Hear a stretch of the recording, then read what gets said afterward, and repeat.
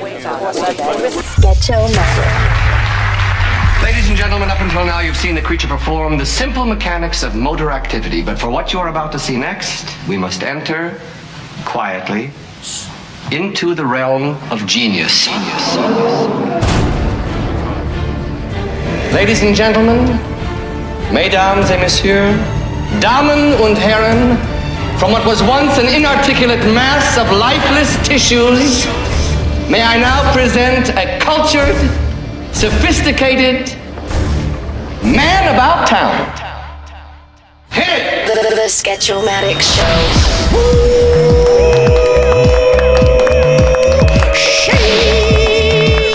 Sketch-O-Matic! Yes, back again, the Sketch-O Show podcast. Sketchy. This time, we're dipping outside of the iHeart verse, the iHeart Media verse. We're going into another entertainment field, which would be acting, filmmaking, going to UCLA. Because with me is a bona fide zillennial. And by the way, I just found out that zillennials are technically born after 9/11. That makes them a full zillennial. I have to recant my statement prior to this episode. A couple episodes back, I was saying that, born around the late 90s is a zillennial, but evidently that's not true. I stand corrected now. After 9/11. Anything before, I guess, is the last batch of the millennials. Anyway, let's get into it. With me today is a very young lady who is all of what I just said. Actress, filmmaker, current UCLA student here in Southern California in Westwood. Without further ado, Alexandra Sophia Manzo! Oh my God! What's up, Alexandra Sophia Manzo? Things are good. I feel like you saying my full name now, like, it's a mouthful, but I also don't know if I should change it. It's like a statement. Mm-hmm. It's almost like a clothing line. Who are you wearing tonight? Oh, Alexandra Sophia Manzo. Maybe the new line. I'm in the wrong industry, apparently. Maybe you need to dip into the fashionista industry. Alexandra, how are you? I know this is your first time. Is this your first time being on a podcast?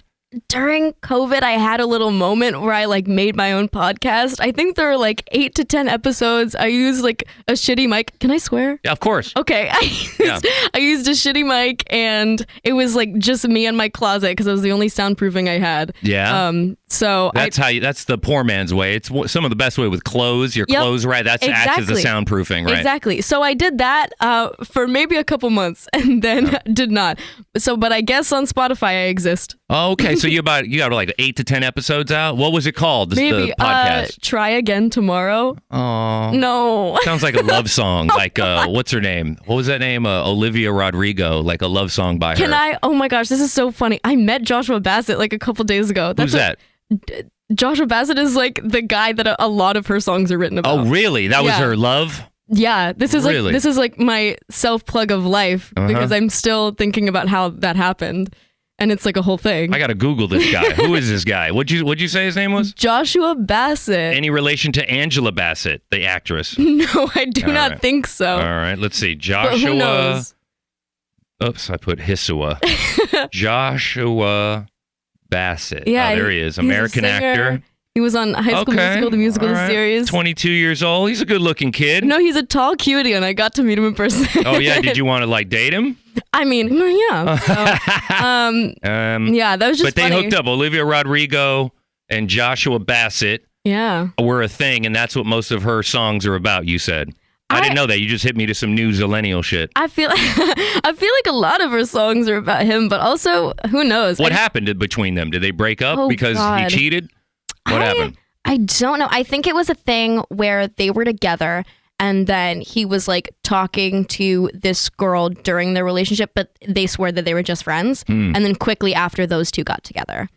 So I think that's what it is. But also, I'm one with pop culture in very specific ways. I cannot remember people's names. I do not know their relationships. But if you ask me about the new Barbie movie, I will spit facts. Really? All right. Well, so spit some facts about the new Barbie movie. What you got?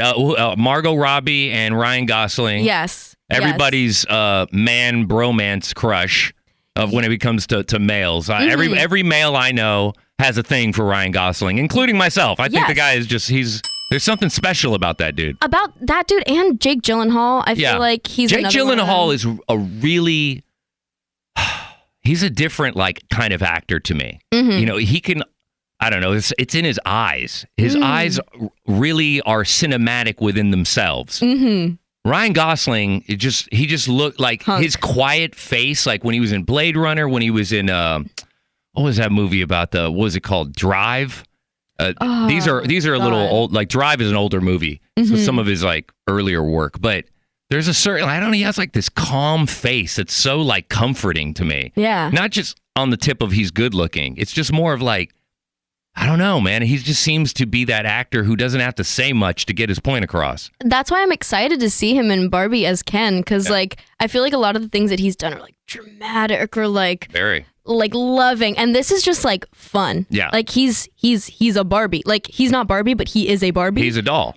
He's a doll, and so I'm excited about that. Simu Liu is going to be in it. There's a photo of Margot Robbie as Barbie walking on walking on water. She's like walking on a pool. And like I love all of the biblical allegories. Right. Greta Gerwig's mind is so big. Right. I want to be her when I grow up. Is that the director? Yes. Interesting. Now, writer director. She did Lady Bird. What's it about? The Little Barbie Women. movie. What's the premise of it? Do you know the story, the synopsis? I wish I had an in. It's funny because my screenwriting professor at UCLA, she's like seen Barbie already because she's like a seasoned industry screenwriter, and so she just like knows all these people. Like, she's been to Cannes, whatever. So my professor knows the plot. Let's see. I'm googling it right now. But we don't know the plot. I feel like it's something like.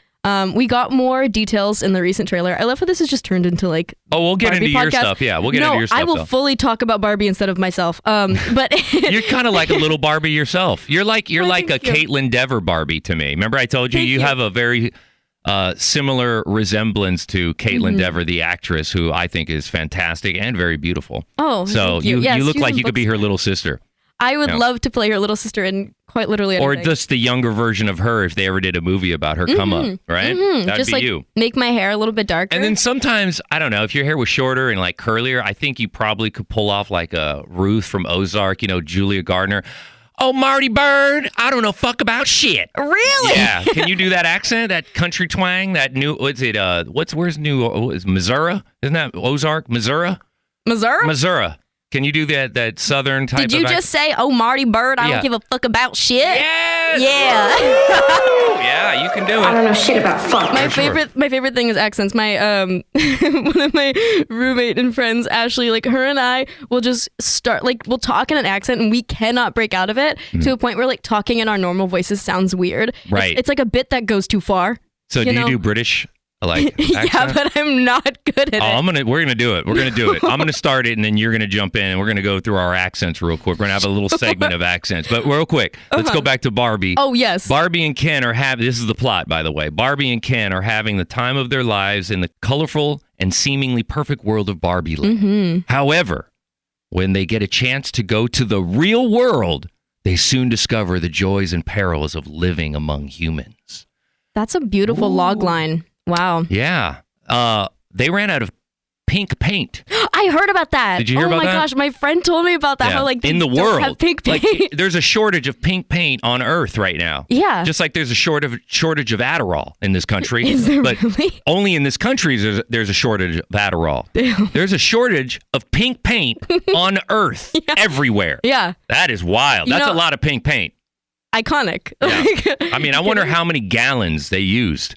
I would not expect anything less from this. In a metric ton? From this movie. And it was like a specific shade of pink too. That's that real like Barbie pink. It's that Barbie pink. That reminds me of when like a lot of like artsy people lost their minds when they came out with like a blacker black color. Oh yeah, that was a whole thing too. Vapid black. I don't know. It was just like people were like buying it in like tons. It was so expensive, and it's just weird how like colors, because we're selling out colors of things, yet we could all still see them very different. Right. Do you know what I mean? Yeah. Your eyes are not my eyes. What about people who are colorblind? Well, like what happens to those folks? I don't know. Well, because also like men are more likely to be colorblind or have some form of colorblindness. Really? Yeah. Great. I'm old, bald, and ugly. Now I'm colorblind. Perfect. Jesus. What a combination. I'm like a dumpster fire who can't see anything. No. Alexandra. Yeah. It's such a pleasure to have you on the podcast. As I said before, I mean, you are a zillennial. You're a bona fide zillennial. You were born post 9/11, 2002. Is that what that means? Yeah, I looked it up because technically I called my guest before, like a couple episodes back. Her name's Hannah Miller. She hosts her own podcast alongside Sydney, and it's called Busy Babes Podcast. It's about Cali girl stuff and working in the corporate world of iHeartMedia, blah, blah, blah, blah. Cute. But I was always referring to them as my little Zillennials, my little Lennies. But I guess they're technically not. Which is weird. I mean, I wonder what their version of millennial is or zillennial. I don't know, because they're at the very end. They were born in the very late 90s. So interesting. I'm a millennial technically, I guess, in some way. But I'm 45 years old. I don't see how that's even possible. Yeah, I don't know. I always saw myself as the gray area between millennial and Gen Z. So it's interesting that there's like a term like zillennial. Yeah. But I was like, okay, I don't know if I'm Gen Z. I feel like there's like a specific we're gonna look it up type right of now. person that was born between like maybe 1998 and like 2003. Right. I feel like those 5 years, like we're a different breed. And so I'm like, I don't know. Maybe zillennial. Who knows? I'm looking it up right now. Zillennial. How do you spell zillennial? Probably ZILLEN. Oh, EN. I'm tripping. I'm looking it up. It's that big college education. Watch me spell it wrong. Watch me try to roast you and then also. Oh, here wrong. it is. It's all Generation Z. Generation Z was born between 95 and 2012. Or millennials were born from 1981 to 1996. Okay, so I'm not 2012? Yeah, that's what this says. That could be wrong, because I saw something else when I looked it up that said people born after 9/11 are technically zillennials. So I don't know. I'm just going to call you a zillennial. Sure. Okay? You're born this millennium. Correct. Maybe you're a Y-lennial. Or like an X-zillennial with an X at the beginning. I don't know what the fuck. Who cares? The point is that you're here. Yeah. You're very young. You're definitely the youngest person I think I've had on this podcast. Really? Yeah. Other than Hannah and Sid. They're really young as well. How old are they? I don't know exactly. I think they're like 24 and 25 or something like that. Oh, yeah, I'm 21. Yeah, oh my God. 21, like 21 Savage? Sure. Are you into the mumble rap and stuff? Are you into the hip-hop, or what kind of music is your fave? Yeah, okay. I listen to a lot of different kinds of music. I feel like what I don't typically gravitate towards is like country and like EDM, really. Really? Yeah, but I like really love rap when I go to the gym. Mm-hmm. But what kind? What from what? Like, name me a few artists. I really love Metro Boomin. Oh yeah. The new Spider-Man movie that came out. Yeah. Across the Spider-Verse, crazy. Was so good. I've just been listening to that soundtrack on repeat. Is there mumble rap on there? I have no idea. I'm like bad with categories of music. I have really been liking, oh gosh, who sings Nuketown? That's another one. I like female rappers too when I go to the gym. But in terms of other music, Ski Mask the Slump God. That was another one. Never heard of him. He's pretty cool. Him. Yeah, him, I think. I don't know. Yeah. Let's see. But then I also like music that makes me feel like I'm like frolicking in the woods. Oh, wow. So I didn't know music like that exists. It does. Frolicking is a word I haven't heard in quite some time. Have you ever listened to Hosier in your life? Yes, but he doesn't make me want to frolic. Oh, I always want to like a frolic, but also maybe cry in the woods. Oh, like Hosier, Noah Kahn at the Lumineers. Okay. Yeah, those are like alternative type rock. Yeah, though. I like indie alternative. I think, but then also like I don't hate on pop.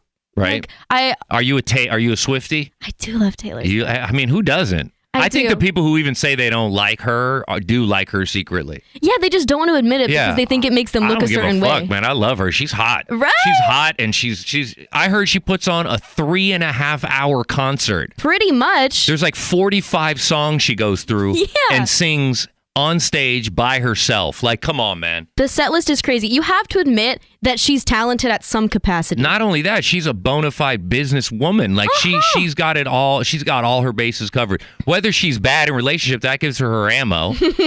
Just like, I guess, Olivia Rodrigo. I don't know. Yeah. But, this is a younger version. Who else am I into? Like, when it comes to pop, Dua Lipa, my fave. Oh. That's like my I was hot on Dua Lipa from day one, like when nobody knew who she was. This is like early 2000, maybe 10, 12 when I first heard of her. Really? And I was like, man, that chick's going to be a huge star. And nobody even knew how to pronounce her name. Dua Lipa?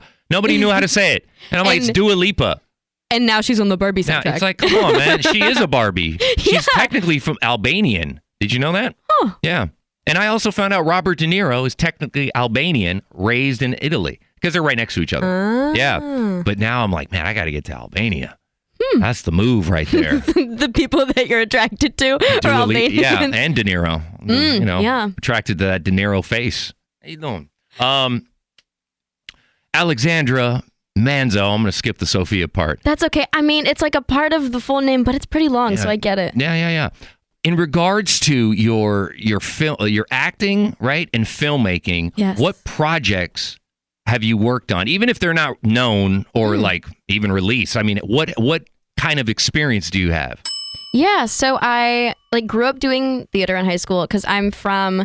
I spent the first chunk of my life in the East Bay area, and then now I live just on the cusp of the Bay in Central California. So it's a pretty small town, right? And didn't have that many opportunities there, and so one of the big opportunities was theater, and so I did that, and then since moving out to LA, I've done a couple commercial stuff. I've done I was featured extras on a Fujifilm commercial and that sort of stuff. Are you SAG-AFTRA? I am not. Right, non-union, right? Yeah, I'm non-union, so I'm on those casting websites as a non-union person, which there are pluses and minuses to that, I feel. But I also just like to act in my friends' short films and everything. Right. How difficult is it getting an audition nowadays? Even with, considering the writer's strike is still happening right now. And that's across the country, right? They're striking in New York as well? Mm-hmm. Okay, so everywhere there's TV studios, everybody's striking, right? Yeah, well, I mean, even the Tony Awards, they didn't have a script. Mm-hmm. And so they kind of were just vibing. It was fun. They were just winging it? Pretty much. Holy shit. Yeah, they were able to do some stuff, but I know, what's her name? Ariana DeBose. She hosted, or they were one of the hosts, and I saw this thing on TikTok of her just being we don't have a script because we don't have writers. We don't have writers. So, yeah. But, I mean, how difficult it is now, in considering post-COVID, writer's strike. Yeah. I mean, there isn't many projects getting made because the writer's strike, it's like a domino effect. It's a ripple effect. Because they're not working or they're striking, then projects aren't getting, productions aren't being put into motion. The catering isn't happening. The grips aren't working. It's a whole thing that directly stems from the striking, right? And you know what's crazy is SAG-AFTRA strike. Oh my God. They're doubling down. I know, but then I guess now that's when it's time for actors like me who are not affiliated with anybody to be look at me. Hire me, right? Yeah, please. Well, that's the beauty of non-union. I used to do a little extra work back in the day through Central Casting, right? Which is, they're like the cream of the crop of getting you parts. And a lot I use LA Casting all the time. Yeah, it's very, they casted me immediately. I only got casted for two stereotype roles, right? I would always get casted for the shady looking guy and the cop, right? Your name is literally Sketch. Well, my real name's Christian Nava, right? But they didn't call me Sketch because I would always have to put my real name. I would tell them my name is Sketch, but some people would call me that on set, right? I was on CSI a couple of times, right? CSI New York with Gary Sinise, who was Lieutenant Dan from Forrest Gump. Lieutenant Dan? Lieutenant Dan. He even has a band called the Lieutenant Dan Band. Does he really? Yes. And I met him, but I was casted both roles on the same day. Shady-looking guy and cop. I don't know if they were in the same scene, though. I don't think. No, obviously not. It can't be two different people. But I was two different people in one episode. Isn't that crazy? With your roles, what do you get casted as, typically? Oh, gosh. Oh, because you look so young. I got to point something out before you answer that question, Alexandra. Yeah. I got to point something out. You're very well versed in your vocabulary, the way you speak. You're 21 years old, 21, but you don't sound or act like it. You look like you're 17. Okay, you look like a kid. Like I said, you remind me of Caitlin Dever when she was your age, young, right? Yeah. Very young. What is it that you normally get stereotype cast role? Like, I mean, obviously you probably, I'm going to guess. I'm going to go out on a limb here. Sure, guess. I want to hear your perception I of think me. you get casted as a high school student most of the time, that you're that young. When it comes to a bigger project, not your independent films. I'm sure you could play anything, but but I think when it comes to like the central casting or the Warner Brothers or whatever it is that you're going to get when it comes to a project, immediately it's high school student, daughter of father who's abusive or something. I don't know, something like that. Is that right? Am I close? One of my first auditions that I went to didn't get it, but it was like daughter of like trauma, like emotionally Are you going to say Trump right now? No, trauma. Oh my God. I thought you were about to say daughter of Trump. Absolutely what? not. You're one of the Trumps? I do not want to give that. No, but it's definitely high school a lot. I was talking to a couple of my friends about this actually, but I feel like I'm either typecast as like just the blonde, mean, popular one. Really? Or you're not acting. even really that blonde though. You have like kind of like this blonde amber type of hair. Yeah, it's gotten a little bit more strawberry. I think also with strawberry blonde. Yeah. Not crazy. I debated actually like officially dyeing my hair strawberry blonde, but I like to have this weird superiority thing where I could say I've never like permanently dyed my hair. I've done like colored conditioner where it like washes out after a couple rinses, or like I have this spray that has like chamomile and lemon to just like brighten up blonde. But for some reason I'm very much like I wanna be able to flex, because I feel like anytime I want to dye my hair, that's when like an old lady at a grocery store is like, "You have such lovely hair, sweetie," and I'm like, I can't change it. But yeah, going back to the roles, I feel like it's either like mean popular girl or like damaged emotional crying girl. Can you cry on cue? Yeah. Really? Mm-hmm. Like you can cry right now if I don't look at you. If I turn around, can you cry a little bit? It's gonna take me like a little. It doesn't take me. We can 10 always seconds. edit it down. Do you want me to? I mean, kinda. I kind of want to see. You'd be the first person on this podcast to ever cry on cue, like legit. If you can do it. If not, we'll just edit it out. No big deal. Give me 30 seconds. All right, I'm just gonna go over here and jump on my phone. Go ahead, and just let me know when you're ready.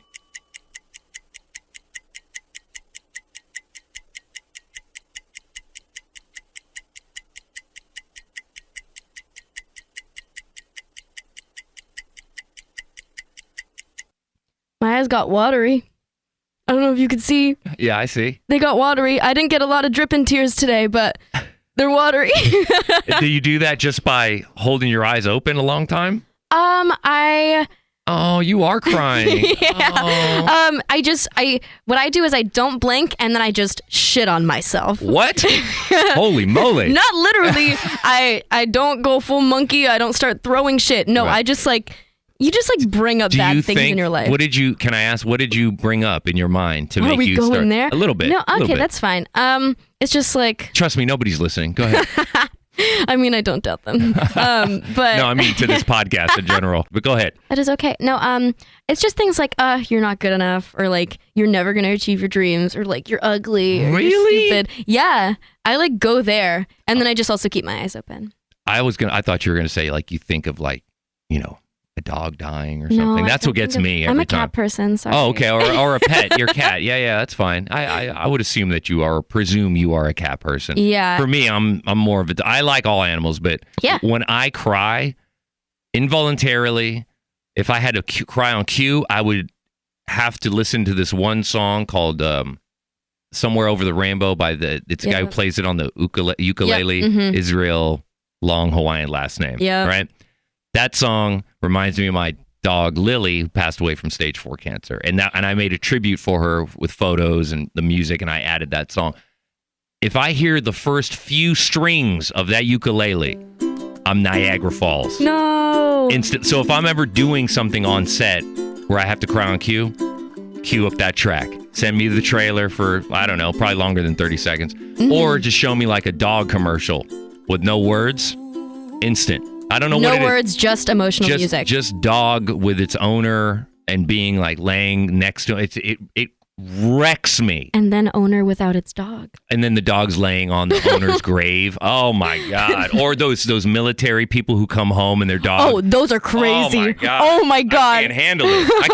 I can't handle it. Like yeah. I get like maybe 1 or 2 in on TikTok or on IG and I'm out. I'll like it and I'm out. I can't forget it. Mm-mm. But going back to the roles. Oh, sure.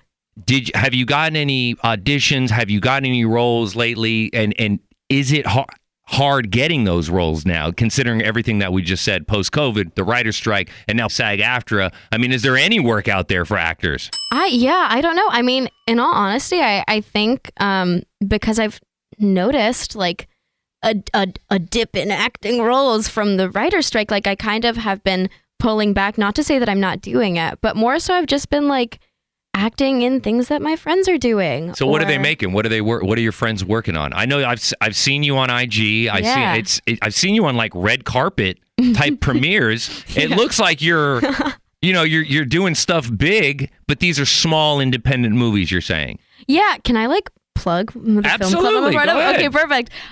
So at UCLA, I'm a part of a club called FPS Productions. It's Film Photography Society. This is the spiel I give to everyone, by the way. I'm like the biggest fan of this club. I try to bring as many people as I can, right? Because I love it. But basically, it's a club that like we structure almost like a production company, but we do. Is it like a sorority? No, it's not a sorority. We don't pay dues.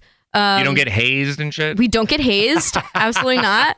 Amazing inclusive club. We have every quarter we do 3 short films and we do 2 photo shoots. One's an indoor shoot and then like a studio shoot, and then another one is a location shoot. And we do like other cool events too. Like we have Writer's Circle. How we pick the short films is we have like an executive board, and people submit their like 10 to 12 page scripts anonymously. Wow. And then they're picked. And these are other students. Yeah, these are other club members. And then if your script is picked to be one of the ones of the quarter, then you have the opportunity to direct it. If not, someone else can direct it. And then all of the crew for every single short film are just from the club. So that's how I've been able to get the opportunity to like assistant direct a short film. I was the casting director for a short film that we did that we took to like a festival. It's called Campus Movie Fest through like Terminus, I think. Don't quote me on that. But yeah, and it's something that like we're in consideration for awards. Wow, look at you. One of them is for like best performance for an actress, and that makes me feel really good because I casted her. Right. So yeah, it's really, really fun. And we just had a gala, which we do at the end of the year to like show all of the films. And that was really fun. And so that's how I've like been getting a lot of hands-on experience. That's how I like learned how to hold a boom mic and like learned how to be a sound assistant and done casting. And you've done like a utility player type thing on all aspects of production of movies and stuff, right? Yeah. You've acted, you've assisted, directed, right? You've casted, you've done grip. Yes, just dipping my hands and feet. And what do you into like the everything. most? I really loved assistant directing. And that's what you want to do. You want to become a director. I would, when I say I want to be Greta Gerwig, I want to be Greta Gerwig. And for the people who don't know who that is, can you elaborate a little bit? Including myself. Yes. No, of course, I would love to. I will talk about that woman all the time. So Greta Gerwig started out as an actress. She actually went to college with Kate McKinnon, which is really cool. They were roommates. From SNL. Mm-hmm. Yeah. And so, yeah, she started off acting. And then she realized that, like, while acting, she wanted to tell stories as well. And she could use her experience as an actress to know how to talk to actors. Because that's where some directors struggle, is that they see it on their head, but they don't know how to communicate it to their performers. Oh, yeah. I remember you telling me about this. Yeah. Yes, when we first met. I remember you telling me about this. This is one of your majors, right? In the psychology of actors, right? Or something like that? I wish. That'd be a cool major. But it's I'm majoring in psychology and then minoring in film and TV. Okay, we'll get to that too. But yeah, so go back to the what Greta Gerwig. So she then like transitioned and she has like written and directed. She did Lady Bird. She did Little Women, the one with like Saoirse Ronan. Oh, wow. You mean that big movie? That Little Women was a big. Was it the book or the movie? It was a movie, but Little Women is based off of a book. Right. By Louisa May Alcott. All right. And so she's done those, and she's doing Barbie. What? Yes. Oh, yeah, you said that. Uh-huh. It's okay. No, it's amazing. I'm surprised every time. That's crazy. She's so awesome. Have you met her? No, I wish. They were doing at Warner Brothers, they were doing reshoots for Barbie. And that's when I had the opportunity to be there, and I wanted to walk past her so bad. I wanted to take her order. I wanted to just like be in the presence of her, but I have not met her yet. I'm manifesting that will happen. But yeah, I would love to do that. It'll be greater later, right? Yeah. It may happen. You're only 21. I know. It's so crazy, dude, because I know I'm so young, but still being at a place like UCLA, right? It's awesome because you're around motivated people. Yeah. But it sucks because you're around motivated people. Everybody's like clamoring to get to the top. Yeah, and you feel like you're doing so much yet doing nothing at all because everyone else is doing more than you, and it's crazy. And so even myself, like I had a lot of imposter syndrome at the beginning of the year. A lot of it, because that's actually good though to have that. Is it? It doesn't feel good. I know it doesn't, but I feel like people who are trying to get into the industry who make it and then even get promoted to bigger positions, if you don't have a scintilla or even a modicum of imposter syndrome, then something's wrong. Yeah. Like I feel like everybody has that. And even some, like Jack Harlow was here on Big Boy's Neighborhood in the morning, right? Today? No, not today. This is a few I was going to say back. Jack Harlow was here today. No, he wasn't. Oh my trust God. me, if I would have known, I would have tried to been here too, but I missed it. I was at home. I work from home, but he comes in and I was making some promos. I listened to his interview and Big asked him, like, do you get that about imposters? And he was like, yeah, because not only that, being a white rapper, it comes with perils and pros. Yeah. Right. But he said that and I'm all, man, this guy said, it just made me have a little bit of a higher respect for him, or it actually upped my respect for him more as an artist because he said that, because he was so vulnerable about that.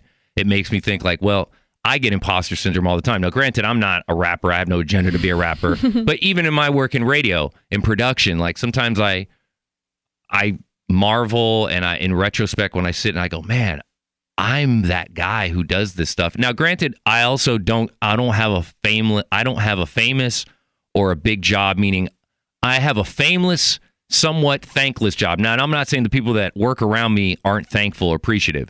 It's just, if you don't know what I do, you don't know what I do. Like, it's hard to explain what I do to people in production and behind the scenes in radio, being an audio producer. It's difficult. It's like kind of explaining stuff in production, the guy who does sound design and editing. Even that's a little bit more easier to explain. But in radio, it's like you said, it's being a utility player. I do a little bit of this. I do a little bit of that.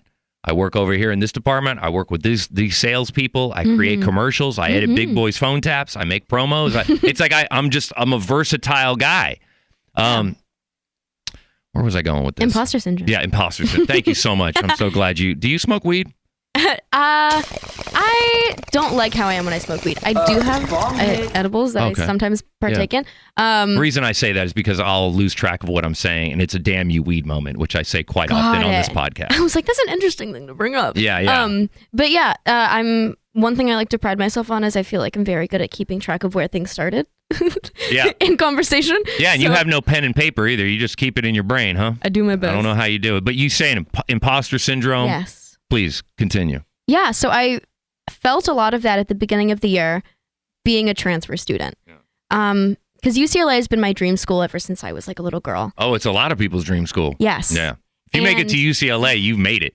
Oh gosh, that better not be my peak. But it felt like that would be the peak for the longest time. At least in the educational system. Making it to UCLA in California, and even though you're from Northern California, I mean, people come from all over the world to go to UCLA. Yeah. It is like the Mecca University. One of my roommates is an international student from Korea. Are you real quick sidebar, are you really adversary of USC? Oh, I did not get college and university level rivalries until I made it to UCLA. Really? I was like, for the longest time, I was like, this is stupid. Like, they're just schools. I don't care. And then as soon as I was able to say, go Bruins. And like, screw USC. Wow. Amazing. Now I'm like, do you UCLA folks, do you ever catch folks walking around in Westwood around UCLA with USC shirts? Yeah, I feel like the parents do it all the time to spite. Yeah. And vice versa. I've seen UCLA Bruin fans over in downtown LA near USC all the time. Sure. It's one of the oldest rivalries. Yeah. In Southern California. But it's so fun. Yeah, it is. And it's cool when because at the end of the day, we will help each other out. Right. But at a football game, maybe you will. but at a football game, if we get to boo USC. Oh yeah, it's all man. Or do our Bruin chant. No holds barred. Exactly. Right. We have a good time, and also it's I don't know. I feel like UCLA is harder to get into, and it's public school, whatever. Right. But yeah, so I didn't feel that until recently. Right. But with UCLA, I originally applied to all these UC schools fresh out of high school, and I got rejected from UCLA. How did that feel? Awful. The worst. Say that one more time. You got rejected from UCLA? I did. So you reapplied? Yes. So what happened was, out of high school, when you're applying to all of these schools, I applied to a ton of UCs, and I was rejected from UCLA. So I committed to UC San Diego. I thought I was going to go there. And then my family and I were this was peak COVID time. Everyone was in their homes. And we were why are we going to pay UC prices when it's all going to be online anyways? Just do community college. And that was a big heart-wrenching moment for me because in high school, I compromised a lot of my social life to do good in school. I was a big IB AP kid. I was a certain top percentage of the class. I really, really cared about school. Would you be considered kind of a nerd? I was a nerd a little bit. You don't wear any glasses, though. I actually do have glasses. I have to wear them to drive. Oh, that's even better. But yeah, so I did that. My big thing in high school was I would go to school, go to theater, go to dance, go home and do work. What kind of dance? I did everything except Were you tap. a ballerina? I was a ballerina. Oh, I love ballerinas. I was a contemporary dancer. I was a dance teacher for a few years. What? Yeah. Of what? I taught What kind of dance? Contemporary and lyrical and jazz. Really? Yeah, I taught kids from ages 3 to And you were 16. teaching when? How old were you?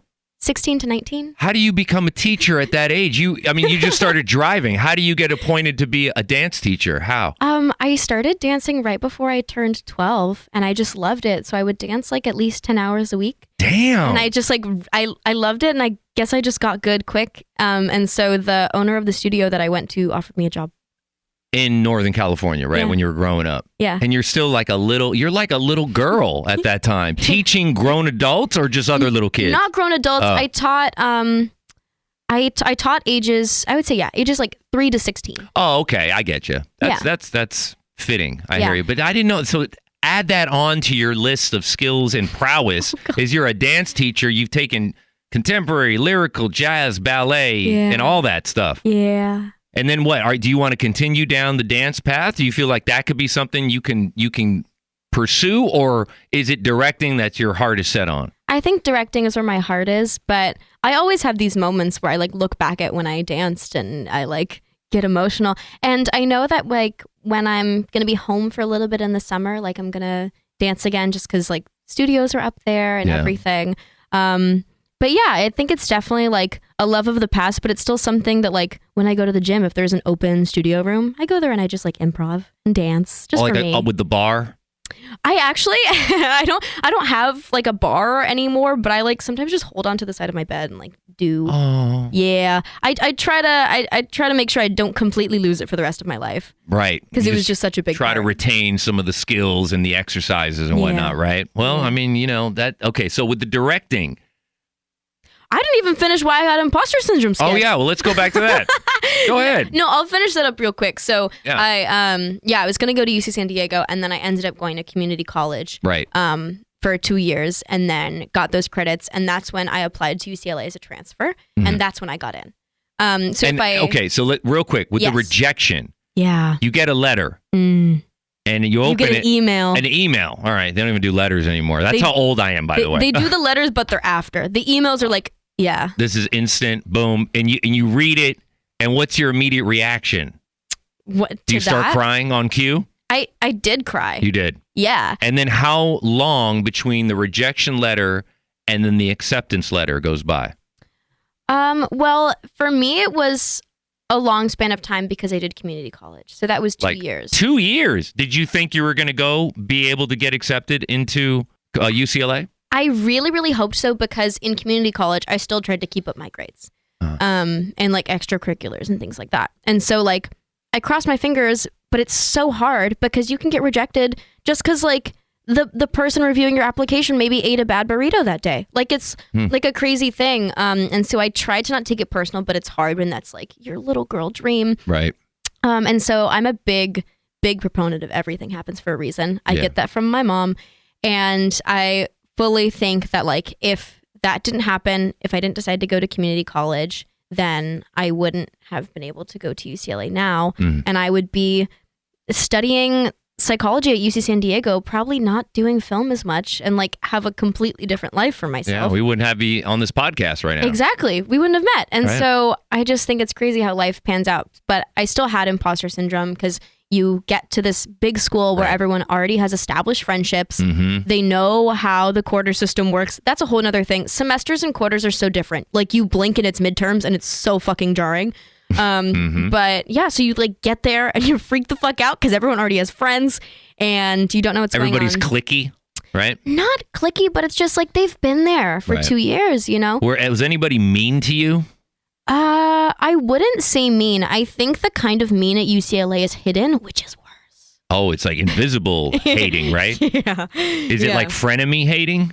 A little bit, but I mean, that's everywhere. I don't think that's specific to UCLA. That just kind of happens. But generally my experience there has been awesome. And once I got over the imposter syndrome and found my footing, I think with the film club. How did you get over it? Is it the film club? Yeah, it was just like, as soon as I got to hold my own and kind of get a grasp on what this crazy school was, that's when it felt better. Just because really like the first couple months, it was like, what's going on? And then I found my footing and now it's been good and I'm just like excited for next year. Does UCLA have a good film department? They do. They really do. I wish I was like more saturated into it as a major student, but their film program is so selective. I know a couple of people who are film majors. They're rock stars. Is there anybody famous that went to UCLA other than, was it Greta? Greta didn't. I think Greta went. Did she go to NYU? Like what famous directors went to UCLA? I wonder. Oh God, I looked this up at some point. Let's Google that real quick. Did Coppola go there? I think Coppola. Sophia Coppola? No, I think Francis Ford maybe went there for master's program. Let's see. UCLA film alums. Film alumni. Let's see. Ben Stiller, that's an actor. James Franco, that's an actor. Francis Ford Coppola. Really? Yeah. Damn, Francis Ford Coppola is a Bruin. I think so. That's wild. Well, he directed a student film at the film school. Let's see. I feel like I could go in a whole thing. There is this recent filmmaker, Anna Lily Amirpour, and she made a movie called A Girl Walks Home Alone at Night, and I watched it for a screenwriting class. And like they're really cool. We have a lot of like celebrities who come to just talk, which is that's cool. dope. Like on a panel. Yeah. And even like going back to the film club, I talk about this club all the time. I love it. Yeah, you love that club. I really do. I want to join this club. I know, but they don't have a podcast division? We actually do have a podcast. No way. Yeah, it's called Talking Pictures. Oh, the talkies. Yeah, pretty much.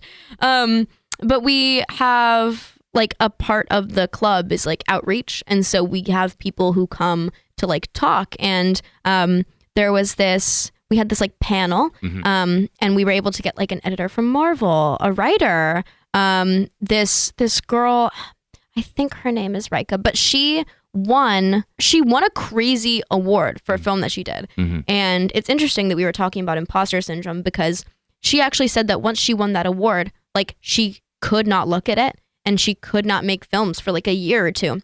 Because of imposter syndrome? Yeah, because she was like, okay, this is my peak and I'm 25? Like, what is the rest of my life? And that's interesting to hear as like a student who wants to work in film and is just like hungry for it. Right. To hear someone who's like still pretty young be like, I didn't know where I was going to go from here. I like pretty much gave up. And I was like, wow. You're giving up this young? You got like an Oscar. You would think that would just amplify you wanting to work on the next thing. Yeah, I don't know. I guess it just like happens when you're in a field that's like a lot of it's just like self-motivated, Right. you know, which can be like the best thing, but it's also so scary when the only person telling you what to do is yourself. Yeah, you got to be your own boss. Yeah. You got to be your own motivator. Yeah.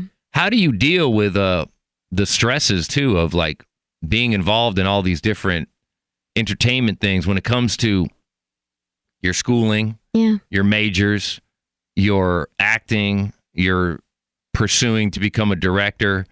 There's a lot of moving parts, and it seems like, is there any time to sleep and to just like, you know, deal with the stress? Because I keep forgetting you're only 21. You seem so much more mature than that to me. But you know, you bounce back. You're a spring chicken. You know, you can go out and party, wake up and be just I was at a slightly birthday party yesterday. Yeah, slightly hungover, but not really. You know what I mean? Because you're so young. But do you find yourself going out and going to parties a lot, or are you still that kind of nerd from earlier Alexandra at UCLA? Like, because there's a lot of partying going on at UCLA, right? All the time. There definitely that is. neighborhood. I've DJ'd many a parties in many of those apartments. Did you DJ frats? Yeah. Well, I don't know. Yeah, frats for sure. Frats. It was right around that. You know, what's that one street that runs right along? It's Frat Row. No, but it starts with an M. What's that one street that runs behind near the 405 freeway going like near the Getty Museum? It starts with an M. I can't remember. I know what you're talking about, though. Yeah, my ex-girlfriend used to live around there. I would get off on the freeway and pick her up from that street, the back street. It would lead in, so you'd have to go through Midvale. Midvale, that's it. Thank you very much. Many a parties off that area, right? Until the cops came. But all these students are partying and you know, going to school. I mean, what's your social life in this film club? Do they party? Do you party? And if you do, how much do you party until you can't take it, or are you just the opposite of that? See, I like to think I have a really good balance. I think the culture at UCLA is like work hard, play hard. And one of my roommates, like, she is in a sorority, and so sometimes I would go to frats, but like those aren't my parties of choice because they're just like dirty. Yeah, real grimy. Yeah. Everybody's on Adderall. Yuck. Yeah, pretty much. Pretty much. They only have natty lights. Yuck. What is that?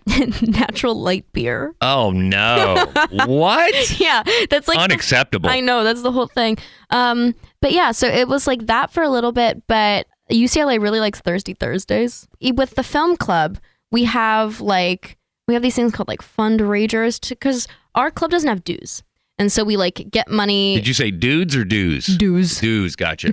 We got dudes. Yeah, I figured. But not like how like the ski club has dudes. You know what I mean? Yeah.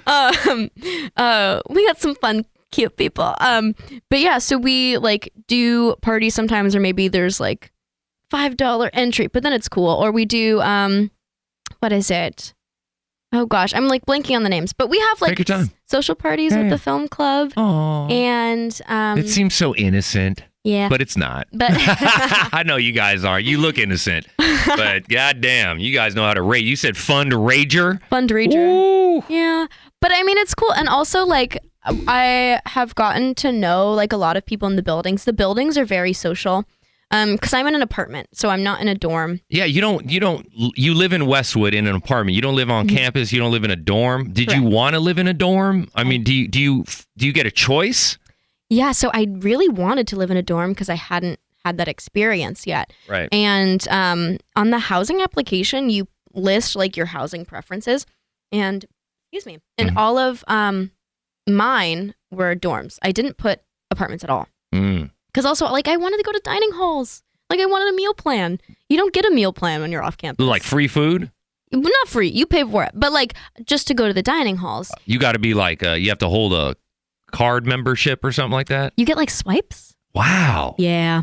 It's a whole thing. But I really wanted that. And so that's what I put in my housing application. And UCLA just did a big, like, screw you. And they put me in an apartment. And it was with like random girls, 8 people, 1 apartment. Damn. 4 rooms, 2 bathrooms, a kitchen, living room. Yeah. That sounds like an episode of Big Brother or something. Yeah, like a it bunch of feels like people, Big Brother. Like a reality show. Yeah, it feels like it. Right? And so I got that, and I remember being so sad. Like, I wanted to see if I could switch with people, because that's the only way that you could change. is if you find someone who will do a direct swap with you. So I was like going on Facebook and everything, and I just could not find someone to switch. And so I was like, okay, my life's just going to be in an apartment. But once again, everything happens for a reason because I met some of like the best people there. I really like the apartment, even though it's small. Right. How many roommates? Yeah, 7 others. So 8 people. Wait, you It's literally 8 people. Okay, so this place you're at now, which is not a dorm. Correct. It's an apartment. How many rooms? You said 4? 4 rooms. So the whole scenario you just told me about is now happening. Yes. And you just came from there. Yes. To come to this podcast. Yes. Holy crap. That's a lot. I'm telling you, big brother. There's no me time. Do you get me time? Do you share a room with somebody else? I do share a room. I do share a room. How do you deal? Well, see, I deal because actually my immediate roommate, Judith, if you're listening, I love you. She doesn't live that far from school. And so she tends to go home on weekends. And so I get like a few days of me time. I see. Which is nice. But I also love her. So I love when she stays. Are your roommates messy? Yeah. Some of them are messy. Are some of them dudes? No. Oh, just all girls? Yeah. Wow, that's so hot. What about like Sketch, you can't say that. Yeah, I can. You guys are old enough. You're 21. Not all of us. Oh, sorry. Well, then you are. All right. What about what drives you nuts about living with these roommates? Oh God. You don't have to say their names. You're trying to start a fight. No, just reality. Like, cuz I used to have roommates and I'll start. I'll begin, okay? Sure. When I had roommates, I lived with my cousin and he would walk around like this. Right? But we lived in a one-story house. I could hear him walking from the other side of the house, stomping. And I'm like, bro, what's with the stomping? Like, I don't. Are you trying to broadcast to the house and it's only me here and the dogs that you're home? Like, I don't understand what the stomping is. Yeah. The other thing is he would leave, the refrigerator door open. And I'm like, how do you not just know how to close it? Like, isn't that an immediate by default reaction? When you open your car door, when you start the car, you close, you don't drive with the door open. So why, you know what I mean? Like, these are little things, little pet peeves of mine. You have the TV super loud and he's sitting right in front. I'm like, are you at a concert? Yeah. Like, you can't just bring it down a little bit, put the subtitles on? Like, bro, little consideration here. Paying rent. What about you? Well, see, I don't have any door open situations. I think leaving the toilet seat. No, you don't have dudes living in there. No, all right. We're fine there. But let me think. I really, really do love all my roommates and feel like God. I know. Lucky. But people have their own tendencies, and one person's tendencies may not agree with somebody else's tendencies. Here, you phrased it as tendencies, and that makes it feel better. All right. That's politically correct. Go ahead. No, I think the difference is like myself and a couple of my other roommates have a very different sleep schedule. Here we go. And it's a thing where I'm like naturally like a 7:30, 8:30, 9:30 riser. So I like the mornings and I like to go to bed by at least 1. And there are people in my apartment who don't like to go to bed. They go to bed at like 4 in the morning. At least 2:30, and our walls are very thin. Yeah. And so it's like there have been many, many nights where I've like had to get up at 7 or something for something to do or like work or something, and then I'm like up till 3 because I hear people talking, and I'm fine with confrontation, but I don't love it. Me neither. And so, like, I'll be like, good night. And I'm like, I hope this indicates that I'm going to bed. What about texting? Do you just text them and go, hey, can you kind of hold it down a little bit? I've done that a couple times. Yeah. What about this? This is what I learned. I had to adapt because I'm a very light sleeper. Are you a light sleeper? I think I'm, like, generally okay. Well, the problem with me being an audio producer, it's a gift and a curse. I like to think I have pretty good hearing for a 45-year-old man still, right? Problem is, I hear everything. I like to say I can hear a flea fart 10 miles away, right? Because my hearing everything, I hear like everything. And my mom had that. As I get older, it seems like it's only increased. Like I can hear everything even more now. So in order to mitigate how much I hear, because I'm wearing headphones right now. These same headphones I used to go to sleep, right? but I put a headband on so my ears don't get all sweaty, right? But the thing is I started using a white noise app. Now, I started originally with AirPod or earbuds when they still had the wire. And I would just put up a white noise app on my phone, which was just like an airplane cabin sound, which was just like... Yeah, I've listened to those before. Right? Out. REM sleep, 8 hours straight, didn't wake up once, right? Wow. Meanwhile, the dogs are outside barking. Sure. My at the time, my roommate's walking around stomping. I don't hear anything. Yeah. I'm good. So I'm like, this is the move now. But eventually, I could start, the earbuds weren't enough. You know, sometimes the phone would run out of juice or whatever. So I just started going with the big headphones that covered the ear. And how do you sleep like that, though? Isn't it uncomfortable? I have like this really long giraffe neck, so I'm able to kind of, I figured out a system to get, see. And plus these are really soft, so they're cushiony, and they don't feel like, once you have them on, they don't really feel like you can't feel them anymore. Yeah. They just kind of, the feeling of wearing headphones goes away. And as I'm sleeping, I put on the white noise app on Amazon Prime. I bought it. It's a box fan noise, and it goes for 9 hours, right? And I'm telling you, Alexandra, I've never got better sleep in my life, especially when that thing's going. And even if you don't wear headphones, you just put it on next to you. It helps alleviate, I'm saying alleviate the extra fodder noise going on around you. See, now I have a question for you, though. Go ahead. What about your alarms? I don't have alarms. I just wake up biologically.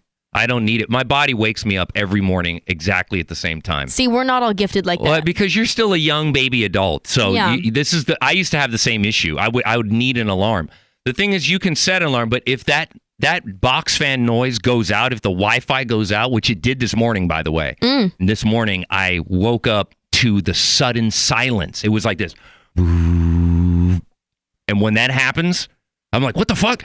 It's the silence that wakes me up. The hum is keeping me asleep or keeping me comfortably audibly. But as soon as it goes from, I'm like, I just wake up immediately. You're terrified. Like almost like, panicking. Like, what the fuck's going on? But when it comes to waking up naturally, I have no problem. I wake up at like 9 o'clock in the morning every day. Even if I go to bed at 4 in the morning, my body just wakes up because of my work. I have to be awake to check emails and stuff. And most of the time I'll if I wake up too early, I'll just go back to sleep. Yeah. You should try the white noise thing. I've tried like ambiance. I've tried earbuds, but then the earbuds hurt. Yeah, and it's they fall out. Over the ear noise canceling headphones are the move. The cushioned ones are the move. But I'm a side sleeper, dude. I am too. I sleep on my right side, but I put a pillow underneath my neck and I kind of prop my head just enough so that it's all the pressure isn't being on my right ear. You should try it. I'm telling you, it works. I might. Yeah. I mean, you live with like 800 people. You might as well, right? Yeah, pretty much. I live with like the entire UCLA campus. I mean, wow. And what does UCLA stand for? University of Calves, Legs, and Ass, because we walk everywhere and are everyone's fit, or at least we try to be. It's hard though right now, because right now it's finals time. Yeah. How much Adderall is flying around that campus? Probably a lot. That's why there's a shortage. UCLA, motherfucker. It's UCLA. It's UC Berkeley. These Bruins are high as fuck. We're all on Adderall. No, this is not an ad for Adderall. Just Red Bull, probably. No, I'm playing. Just Red Bull. I like Red Bull. Yeah, Red Bull. So bad for you. I can't drink Celsius anymore. I tried that a couple times, and I felt like my heart was actually gonna beat out of my chest. Like I feel like Celsius. It brings me to a point where I'm so incredibly jazzed up that I like cannot do anything. I feel like I'm just like constantly vibrating, that I can't be effective in any work that I do. That's how I feel when I take Adderall. Yeah. It has the opposite effect on me. I see. It's for people with ADD. I try to get diagnosed with ADD just so I can get Adderall. And the person interviewing me was like, yeah, no, you don't have ADD. Yeah. They were like, you need cognitive behavioral therapy. And I was like, what? I was like, I don't know what that is. Yeah, does that come with Adderall? She was like, no, unfortunately not. I was like, damn it. You went in to get drugs and they were like, here's what you really need. Yeah, they were like, this guy is just going to try to sell it. I'm like, really? I'm not. I'm just going to take it to myself. You know? You do get typecast as that, though. I do. And if I was in a movie, I would probably be the Adderall dealer. You probably would. Yeah, that's my face. let's go. We're already in an hour, young wow. Alexandra. I mean, it goes by fast. Oh, damn. Yeah, so that's cool. let's get to these other things kind of in a feverish pace if Sure. we can go through it. Okay. Yeah. So, I mean, I really like to thank you for your openness, your transparency about your life and about being a UCLA student and being in the film club and breaking into the film industry, even amidst the pandemic's over with, I guess, quote unquote. And then, you got the strike going on, the writer's strike going on. You got a SAG-AFTRA strike, but we're not in the union, but still that will affect projects getting made regardless. Sure. But how do if I want to get in right now, this old, bald, ugly-o-matic, right? What would you suggest to somebody either like me or somebody who's your age trying to break into the industry? What would you say is the best route? Get in the film club? I would tell them to tell me how to do it because I still don't know how to do it. Like I'm very blessed in school and through like these communities that I'm able to try all these things and do it, but it's still really scary. Yeah. And especially like because there's not a linear path, you don't really know where to start. I think starting is the hardest part. But it's like sometimes it's that one random connection that's like your father's best friend's daughter's dog's uncle, like that can help get you the job. Right. And so I think like even though I'm in the very beginning stages, my biggest thing is just like try to talk to people and just be like willing, because I used to be such a shy kid, and then like I would hide behind my parents at like family gatherings. I would not talk to my cousins. That's so sweet. Yeah. And then I like had to just force myself in high school, and I feel like it started maybe in 8th grade even. And I just had to like talk to people. Come out of your shell. Pretty much, yeah. Start networking. Yes, exactly. And I think it's been easier too at UCLA just because you're around so many people all the time that you get used to kind of just like being on a little bit. Right. You put your networking mask on. Yeah, right? A little. And because you never know who you're talking to. True. And so, yeah, I would just say like be open to talking to people. Even today, I was just at Coffee Commissary in Burbank. Yeah. And because I like to go there. The vibes in there are really good. There's usually a lot of film people there. Yeah. Like you see people writing scripts or like doing little coffee or meetings. pretending to be important. Exactly. I mean, hey, I'm there pretending to be important. Yeah, but you Shit. are though. You are. You are not important. Yet. I'm not important well, yet. You're definitely on the road to harnessing down that aspect of your life because you apply yourself. I wouldn't have you on this podcast if I didn't think you were worthy enough to talk to, because I do find your young life and a lot of young lives of people around me fascinating. Like, because I want to ask you as well. Sure. Besides the networking and coming out of your shell and just learning to talk to people, because that's in this city, in LA and Hollywood, relationships are everything, especially within the industry. It's not about what you know, it's who you know. It's quite literally everything. That's really what it comes down to. And that's how I was able to get my job in radio. It's because I know Big Boy. And because he's like my big brother, but I've known him since I was 12. So when he got into radio, I tried to follow in his footsteps. It took me longer, but eventually it happened. I didn't end up on the air. That wasn't really my plan. I wanted to work in imaging and production because that's what I'm fucking good at. And now I'm here. But it took many, many years and honing my skills and sleepless nights, crying, frustrated. But you just keep doing it. You keep doing it. And pretty much it becomes like a muscle you learn how to flex, or, you tend to that muscle and it becomes stronger. Yeah. And my muscle, I have no muscles. I'm as thin as a wafer over here. My muscle is my brain. You know what I mean? Like I've learned how to use it at certain hours until I can't use it anymore. But then I also learned how to just, being a DJ also helps. Because when you're a DJ, everybody loves the DJ. Yeah. And when you're at a party spinning the records, everybody's like, hey, DJ, they all want to take a picture with you. Then you learn, you meet these new people. They may have another event. You go to that event. You meet somebody who works in the film. Hey, I could use you for this production. That's how it works in this city, right? Exactly. Also, have you directed one of your own projects yet? I have done... Like a small film? I've done a little one. I'm currently editing it. Yeah. Do you edit too? I'm trying to learn Premiere. What? I'm not good at it though. Hold on. So you're editing on you're editing on Premiere and you're learning. You got to start somewhere. I'm learning. I just my mom, she does photography. She has like what she would call a traditional job, but she also like does photography, And she has this like DSLR camera that she wasn't using anymore, and it's really nice. And so she let me have it, and I just like wanted to play and try it out. So I like wrote like a couple page script, and I just took one of my friends, and I was like, hey, I want to learn how to use this camera, see if this script is good, and learn how to edit. So like, let's just do it.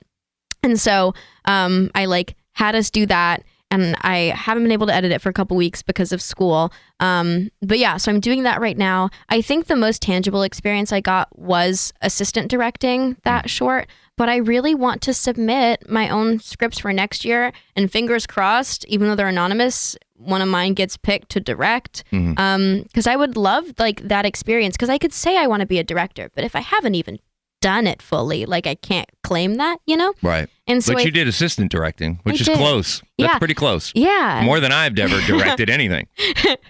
But yeah, so I don't know.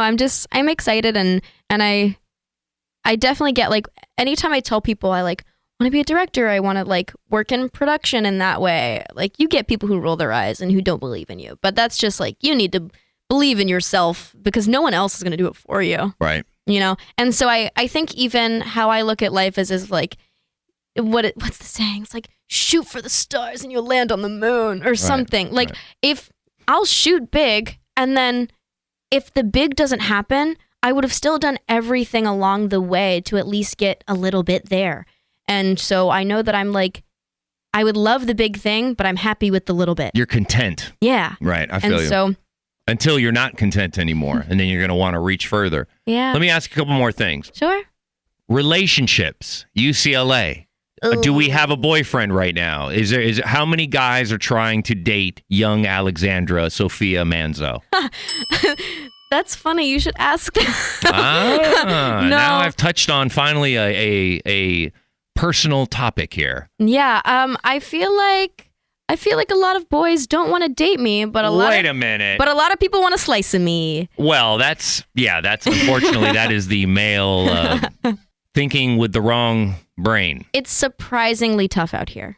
Yeah. Have you done the dating apps? Are you on the dating apps? I have. I've gone on a couple Hinge dates. Yeah. How did that go? Fine. Like Yeah. they were mind blowing. Did you go back and date again? I've only had like one serious boyfriend my whole life, and it was in high school. And then after that, they've just been like little flings, or maybe like 2-3 month whatevers, and then they don't want to commit, and so then it falls off. They don't want to commit? No. What? No. You know what I think happens? Go ahead. Is I think this could just me being delusional, but being delusional is my favorite thing.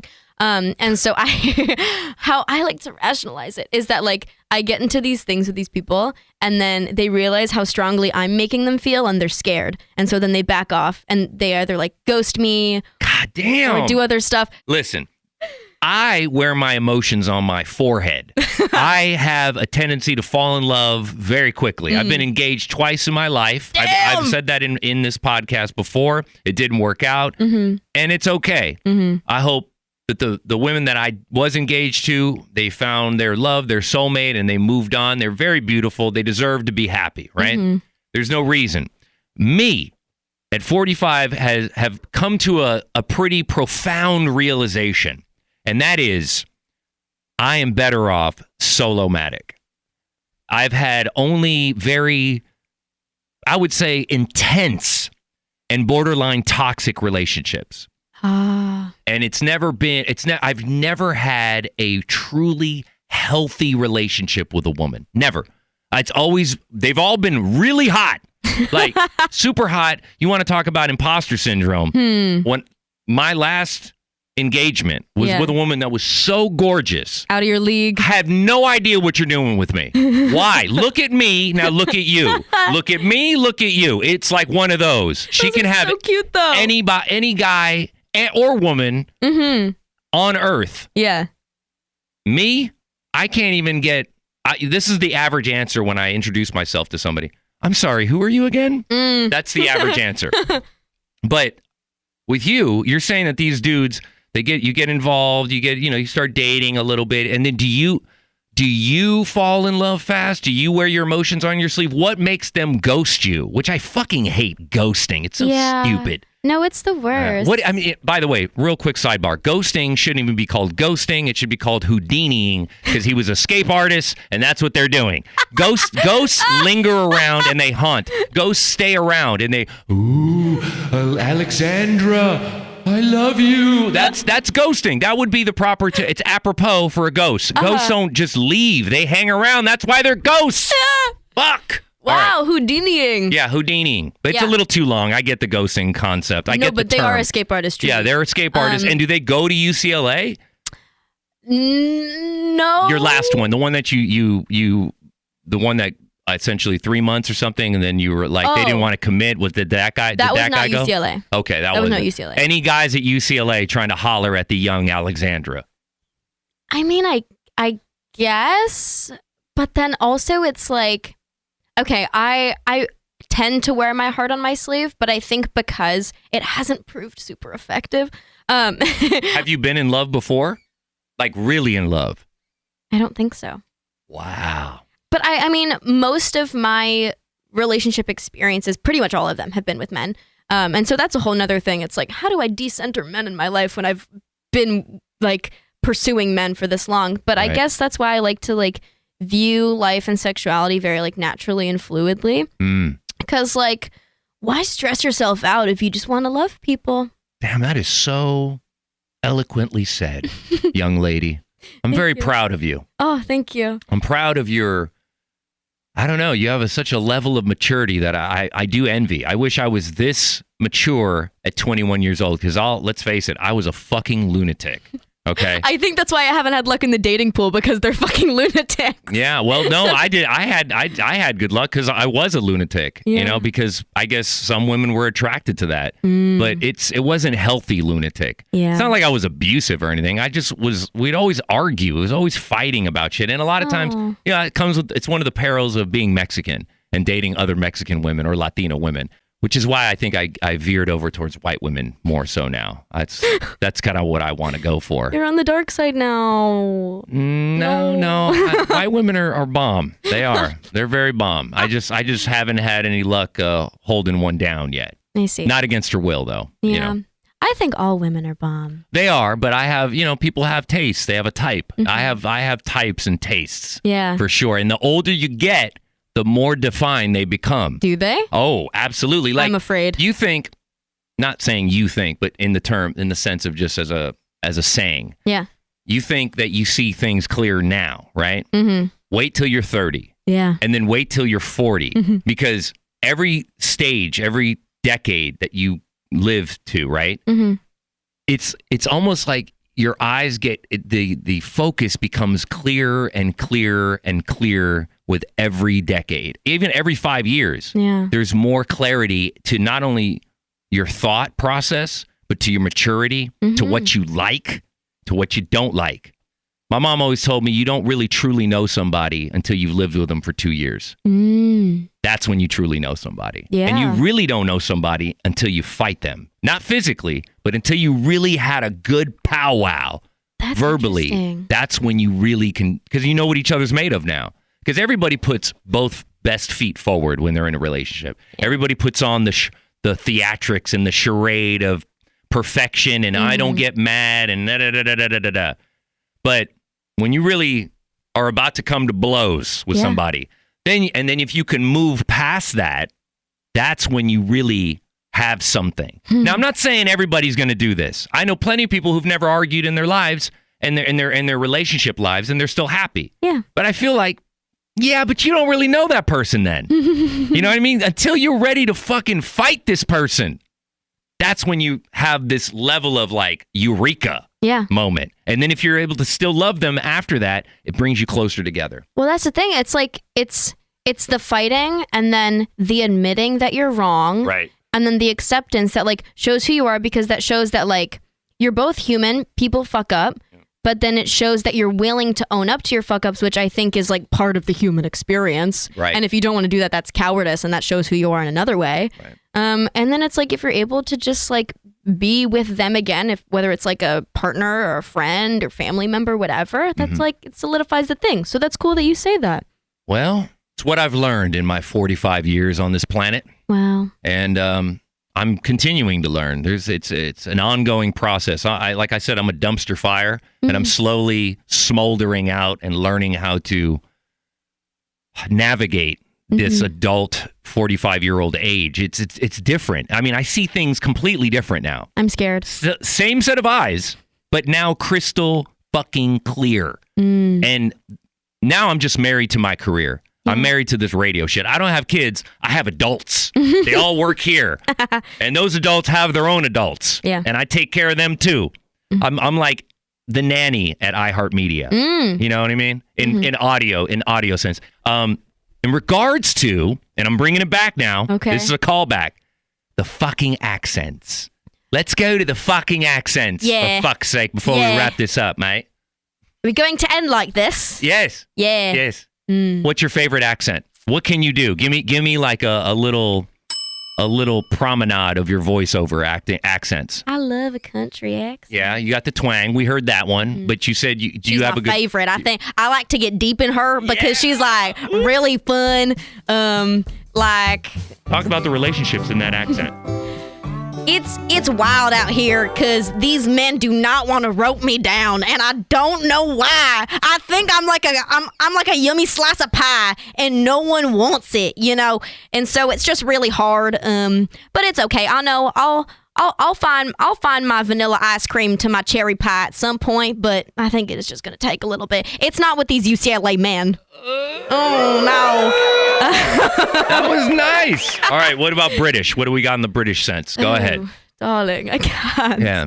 Have you been to London? Have you seen? Were you there for the Queen's passing? No, I've not been to London. No. I really want to go to the Warner Brothers tour there because they have Warner Brothers in London. Yeah, they have Harry They have the Potter. WB. They have Harry Potter. Yeah. Interesting. And you could see the Night Bus, and you could see Diagon Alley. I thought Harry Potter love to was go. Universal. Is it? Oh. Yeah. I meant I think we got it Universal. switched. I'm Yes. too in Warner Brothers Yeah, world. Warner Brothers is only in Burbank. You're so right. I meant Universal. Yeah. I want to go there. I would love to go to Ireland, but I can't do an Irish accent. Oh, you can't do the Irish accent? No, I was going to try, and I was like, I'm already embarrassing myself enough. I don't want to go there. Irish accent would be, I think that's more Scottish. Scottish. What do you think of the heroin situation over there in Scotland? Have you seen Train Spotting, the movie? No. No? Well, that's the Scottish accent. I have not. I used to be able to do like a Brooklyn accent, but I don't think. Oh, yeah, you don't like what about the New York, let's get some New York. coffee and walk our dogs and maybe talk about our daughters? I feel like anytime I want to talk like that, I just think of, Margot Robbie in Wolf of Wall Street, where she's like, guys, my nails, like, but then I can't do it. I think that's more New Jersey. Yeah. New Jersey. Yeah. It's like, it's funny because when she talks, she says she acts like she has long acrylics, Yes. and I'm doing that right now with my hands. Wow, that's pretty good. Yeah. It's not that good. Have you done any voiceover acting in your short films? Have you ever done any narration or stuff like that? I feel like you can knock some of that voice acting over. You know how in movies they have the narrator? Yeah. Like, what did I just watch? Oh, it was The Trouble with Fleischman, I think it's called. Not sure. Anyway, the point is that in that show, Lizzie Kaplan, she co-stars in the show, and she narrates a good portion of it from the very beginning of the season. Really? And her narrating skills are like, I was like, this is what makes the show. I mean, the acting is superb, the writing is superb, but when you have a really good narrator like Morgan Freeman, you know what I mean? Gosh. But a woman, Yeah. you don't get that much narration from women. Even Yeah. today, even in 2023, you don't hear that much. When I heard Lizzie Kaplan, hold on, let me just find this thing here. Yeah, Fleischman is in trouble. That's what it's called. See, I've never done voiceover work, but I've had people, like, not only friends, but just like random strangers be like, you have a really nice voice. You do. You should consider. Yeah, I like your voice. Oh, thank you. I do. I don't have good sound equipment to get into voice work, but it's nice to know that people think I don't have an annoying voice. Well, you should definitely try to do some narrating on some voiceover stuff, or even can you do a little girl voice? I think so. I don't know. I feel like I already sound like a little girl. I mean, you sound like a young lady, but a little like an actual like a 5-year-old girl, like Mama. that's a baby. Like a baby. Yeah. Mama, Papa. But maybe like, like, so how old are you, young Alexandra? I'm 5. What's your favorite cartoon? I really like Doc McStuffins. Yeah. And I like when she fixes the stuffed animals. See, you have it. I don't think I That's do. good. I think that this sounds awful. Well, you see, once I'm done with it and I produce this, you'll hear You're it. going to really emphasize the little girl in my voice. I mean, I only have to change it, but it's all about adding the right atmosphere to the background of it. You know, like little kid type music or something atmospheric that goes with the voice to make it come to life. Because there's no video with this podcast. It's all theater of the mind, right? You're right. All right, so let's wrap this up. We already went, it's an hour 22. Probably going to chop this down just a little bit to get rid of that dead space before you started crying on cue. Oh, yeah. Which was very... I forgot that I did that already. Yeah, see? That was good. You did better than I can. When I try to just hold my eyes open, I just start getting angry. My eyes just start getting red. They already are red. Alexandra Sophia Manzo, is there anything else that you wanted to add in closing? Any thoughts? Anything on the way out? You know, anything maybe that I may have missed that you wanted to talk about or touch on? I don't know. I mean, if there's a slight chance that Greta Gerwig hears this and sometimes in her life, can you please adopt me? But what about your parents? I love my parents, but they'll understand. They'll understand? Yeah, it's Greta Gerwig. I think you're too old to be adopted. Am I? Yeah, you're 20. Okay, you're 21. then I'll just become her best friend. Right? You're her BFF. Or at least maybe become like you can shadow her, meaning you could learn from her. Oh my Right? gosh, that is the dream. I need to find the connect who can connect to Greta's assistant so I could do that. You want to become like her assistant. I want to become like her. Right. And I feel like doing that would help. Yeah, I don't know. I guess main things. It's cool that you wanted me on the podcast. Aw, Thank you for you're welcome. thank you for inviting me to come. Thank you. I've enjoyed my time here. Yeah. I hope any of this is entertaining. Well, I hope your friends listen to this podcast too and sound and know how awesome you sound on the microphone, not just behind the camera. Thank you. All right. Thank you. Give out your IG. Give out the IGs for your film club. Yeah, sure. So my Instagram is alexmanzo102. I do film photography. That's something I didn't talk about on the podcast, I guess. But you do. Go ahead, touch on that. But finish with the addresses first. Yeah. And then I have a film account. It's Film by Alex with 2 X's. Ooh. And yeah, but like film photography, I love it. I do like 35 millimeter film. So I have like manual film cameras and point and shoots, but Like vintage stuff. yeah. Really? And like where you bring it in to get developed and stuff. Yeah, the old school way. Yeah. Look at you. I love that because it feels like Christmas every time. Yeah. Because you don't know what the photos look like until they're developed. Right. And so I remember those days. yeah, no, I love it. And I just love the look of it. So That's crazy you didn't have to live through that. yeah, it's a born choice. You were born with an iPad in your hand. Well, no, they weren't invented yet. iPhone. No, I had they my- weren't invented yet either. No, I had my iPod Touch. Oh, how old are you? My iPod Nano. I had an iPod Touch probably 11. Damn, that's crazy. Yeah. That is crazy. That's so fucked up. I'm so old. Jesus Christ. All right. Alexandra Sophia Manzo, thank you so much for being on the Sketch Show podcast. I hope you come back Yes, thank you. when you become Greta's assistant. I would love that. Thank you for inviting me. There it is. Oh, good for you. And how was it? The Sketch-O-Matic Show. Hey, too much information and shit, man. Shut your mouth, essay.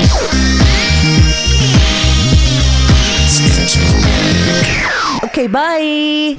Ghosting shouldn't even be called ghosting. It should be called Houdiniing because he was an escape artist, and that's what they're doing. Ooh, Alexandra, I love you. That's ghosting. Ghosts don't just leave. They hang around. That's why they're ghosts.